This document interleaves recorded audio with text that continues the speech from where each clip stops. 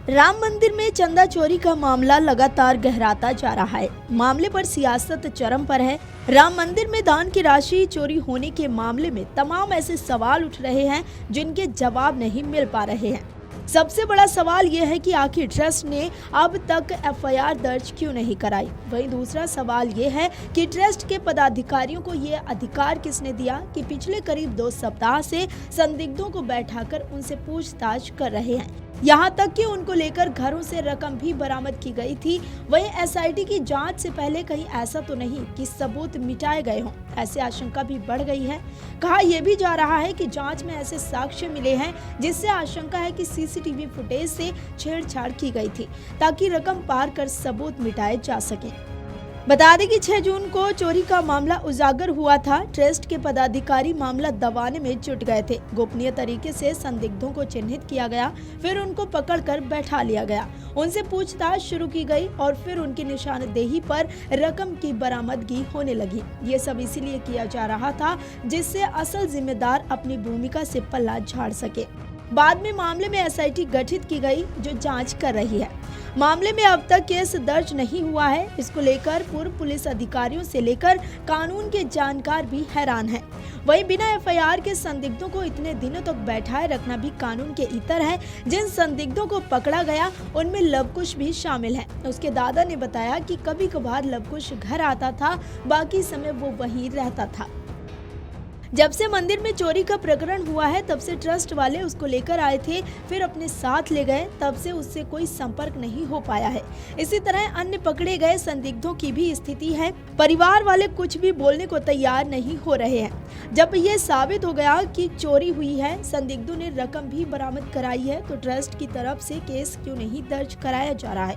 SIT का गठन भी 4-5 दिन बाद हुआ था। ऐसे में कहीं ऐसा तो नहीं कि बड़े जिम्मेदार सबूत मिटाने में जुटे रहे, इसलिए तत्काल केस दर्ज नहीं कराया गया। हालांकि सूत्रों का दावा है कि एसआईटी की जांच में कई अहम साक्ष्य मिले हैं जिनकी मदद से आगे की जांच बढ़ रही है।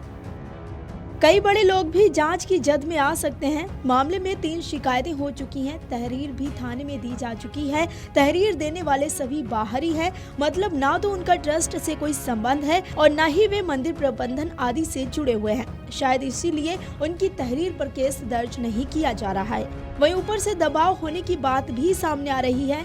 सूत्रों का कहना है कि अगर अब एफआईआर दर्ज होगी तो वो एसआईटी की जांच पूरी होने के बाद कराई जाएगी, जो एसआईटी की रिपोर्ट के आधार पर होगी।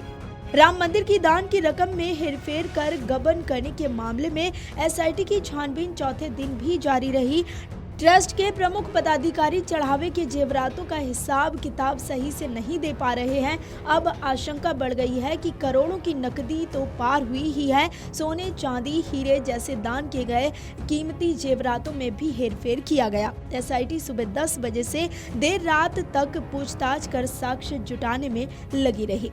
चोरी का मामला उजागर होने के कुछ ही दिन बाद ट्रस्ट के पदाधिकारी अनिल मिश्रा केरल चले गए थे, जिसके पीछे उनका स्वास्थ्य कारण बताया जा रहा था। गुरुवार को वो अयोध्या पहुंचे। एसआईटी ने करीब 3 घंटे तक उनसे पूछताछ की। इसी तरह गोपाल राव और ट्रस्ट के महासचिव चंपत राय से भी सवाल पूछे गए।